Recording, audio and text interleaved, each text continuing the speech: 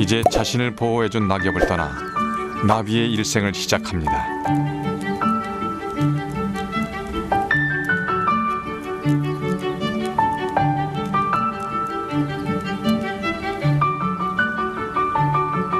여린 잎에서 떨어지는 각종 화학물질은 애벌레들의 본능을 깨웁니다.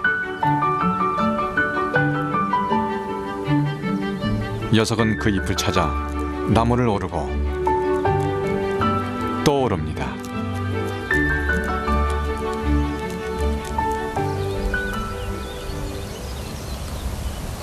잎과 마주한 애벌레는 겨우내 굶주린 배를 채우기 시작합니다.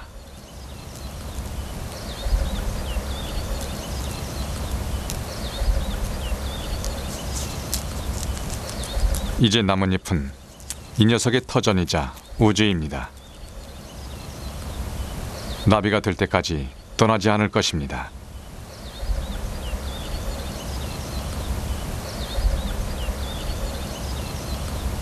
애벌레들은 딱딱한 껍질로 쌓여 있어서 가끔 겉옷을 벗어야 더 크게 자랄 수 있습니다. 이 과정을 탈피라고 하죠.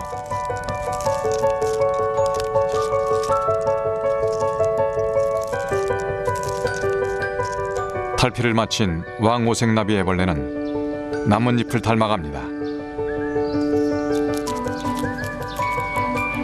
그리고 거의 모든 시간을 먹는 것에 집중하죠.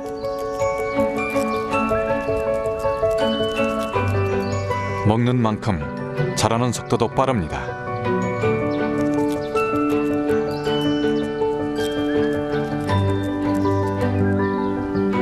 이제 애벌레라는 본성을 버릴 때가 됐습니다. 애벌레와 나비의 중간 단계, 번데기가 되는 것입니다.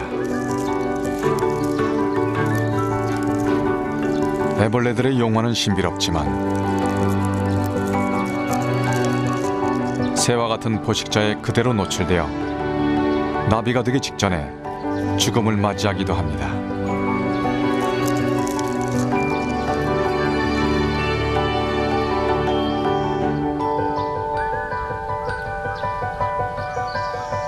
번데기가 된 지 보름쯤 지나면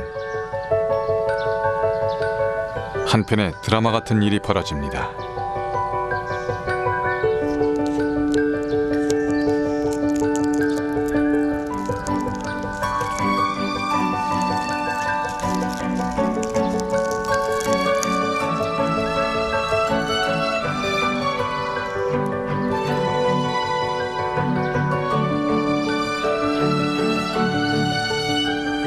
화려한 변신의 주인공 왕오색 나비.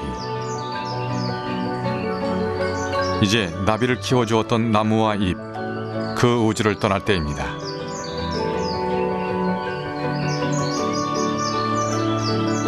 우리가 흔히 보는 아름다운 나비의 군무.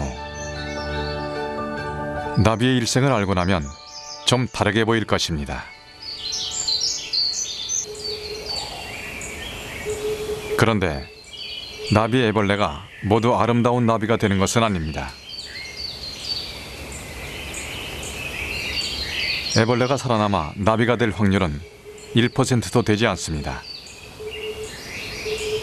천적의 눈을 피하기 쉽지 않기 때문입니다. 맨 노랑나비 애벌레가 몸을 고정하고 번데기가 되려고 합니다. 애벌레의 몸을 여기저기 탐색하고 있는 이 녀석은 바로 기생벌입니다. 3mm 정도의 이 기생벌은 애벌레와 같은 숙주의 몸속에 알을 낳아 새끼를 기르는 무서운 녀석입니다. 뾰족한 산란관을 애벌레의 몸속에 찔러넣고 알을 낳습니다. 이 기생벌은 한 번에 수십 개의 알을 낳는데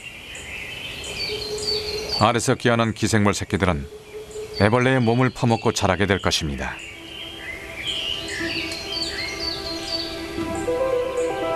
기생벌이 알을 낳고 있는 순간에도 애벌레는 나비가 될 마지막 준비를 합니다. 번데기가 되는 것이죠.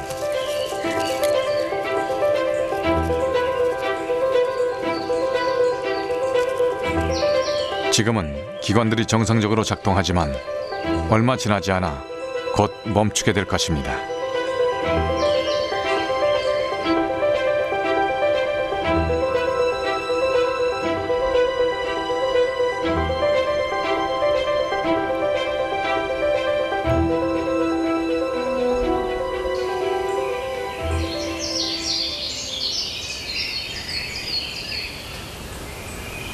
이제 곧 아름다운 나비로 거듭날 번데기. 조그마한 자극에도 꿈틀꿈틀 살아있다는 신호를 보냅니다.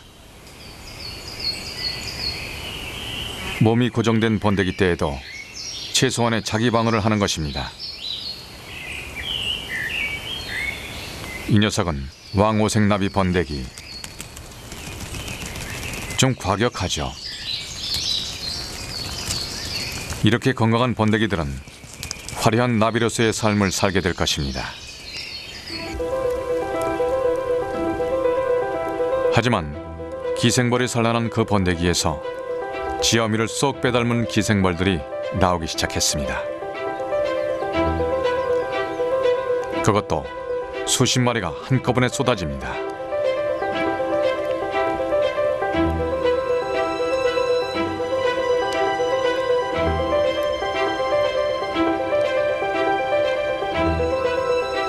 기생벌들은 나오자마자 더듬이와 날개에 묻은 이물질을 털어내며 몸단장을 합니다.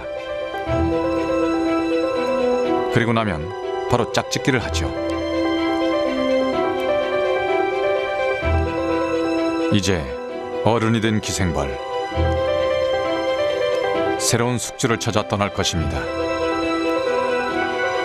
그곳에는 나비가 되지 못한 번데기의 빈 껍데기만 남게 될 것입니다. 마의 잎이 삶의 터전인 왕자 팔랑나비 애벌레. 통통하게 살이 오른 녀석은 천적과 포식자를 피하기 위한 전략으로 집을 만듭니다.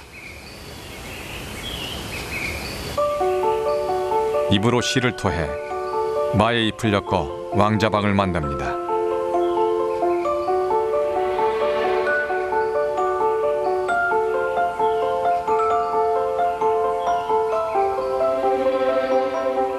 안전을 꿈꾸던 왕자 팔랑나비 애벌레.